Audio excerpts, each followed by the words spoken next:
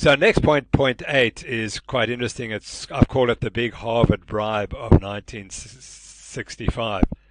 And this came to the fore only a few years ago. And here was a report of this paper. So sugar papers reveal industry's role in shifting national heart disease focus to saturated fat. And the paper that is referred to is by Kearns, Schmidt, and Glantz.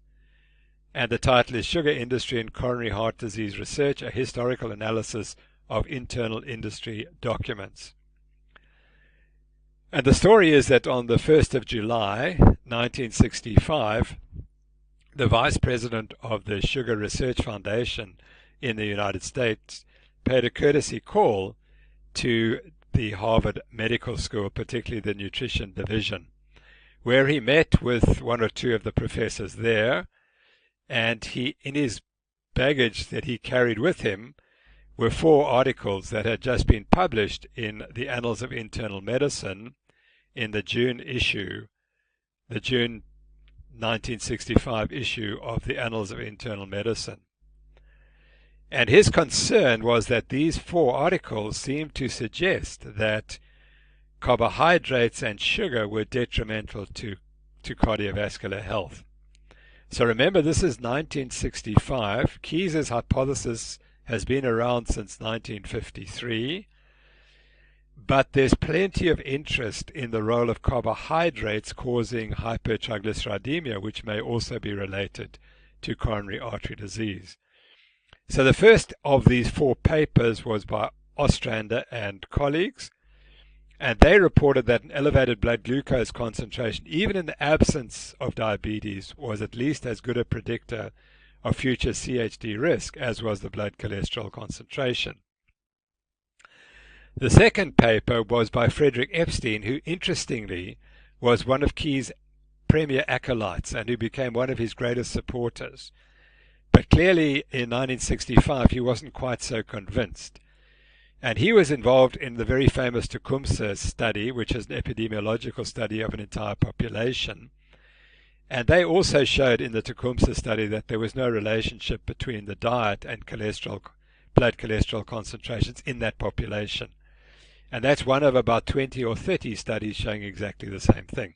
But what they did find was that the presence of type 2 diabetes predicted more severe disease in all the arteries throughout the body, not just in the coronary arteries. Thus, the detection of hyperglycemia with significant frequency among persons with each of 5 different manifestations of atherosclerotic vascular disease is a unique finding amongst epidemiological studies.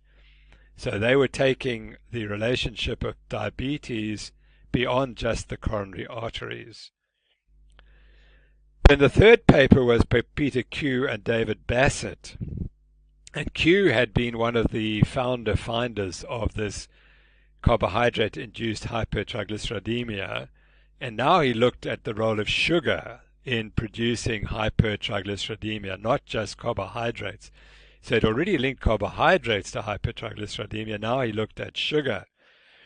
And he found that the data indicate that sugar is a potent lipemic agent as compared with starches.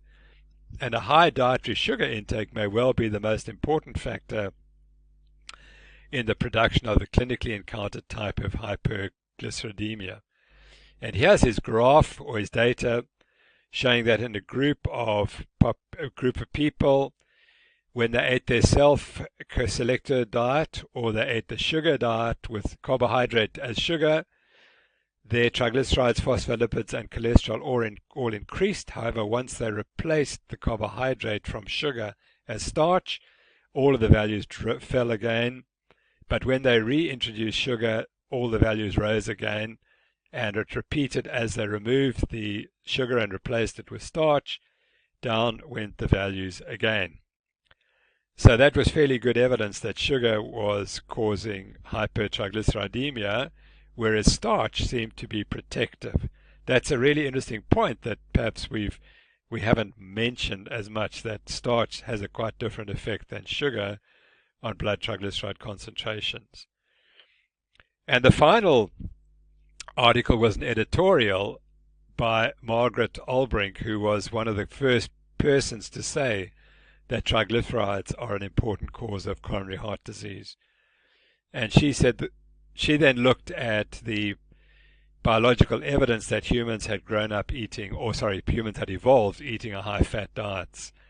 And she said the data are consistent with the hypothesis that the common modern diseases of diabetes, atherosclerosis, and obesity and associated hypertriglyceridemia may be the present-day manifestations of the effect of affluence on a once useful genetic trait, the ability to conserve carbohydrate. And the trait that she's talking about, if you look at it carefully, was insulin resistance. So what she's saying is that insulin resistance is the underlying cause for modern diseases, diabetes, atherosclerosis, and obesity and hypertriglyceridemia, and that they are manifest in people who are insulin resistant and who are eating high carbohydrate diets. So this is another interesting paper that came out in the same time, and to which the Harvard professors, who were being encouraged to write some articles, which we'll come to, they also knew about this paper, which was then available, American Journal of Clinical Nutrition, 1966, which was a study of the relationship of fat, simple sugars, and complex sugars, and as a percentage of the calories and blood cholesterol concentrations in 16 different countries. And they showed that whereas fat caused an increase in blood cholesterol concentrations, simple sugars had a much bigger effect, whereas complex sugars caused a reduction. And this study also was causing the Harvard guys a bit of trouble as they started writing their review. So the point of showing you that is to show exactly what was going on behind the scenes.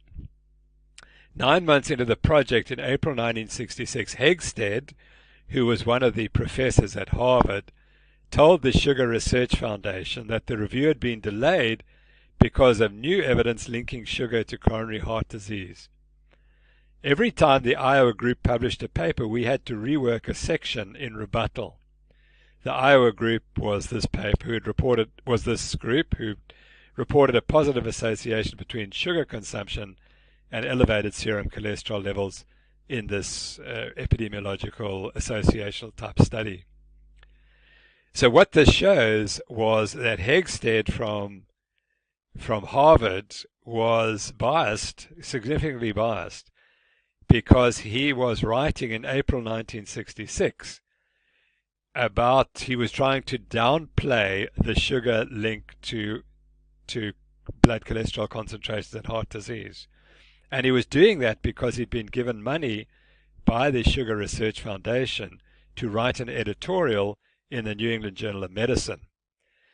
And one of the other people who was involved was Fred Stair, who was also one of the professors at Harvard.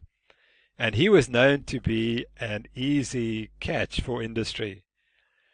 As someone wrote an article about him, Harvard sugar-pushing nutritionist, that is Fred Stair.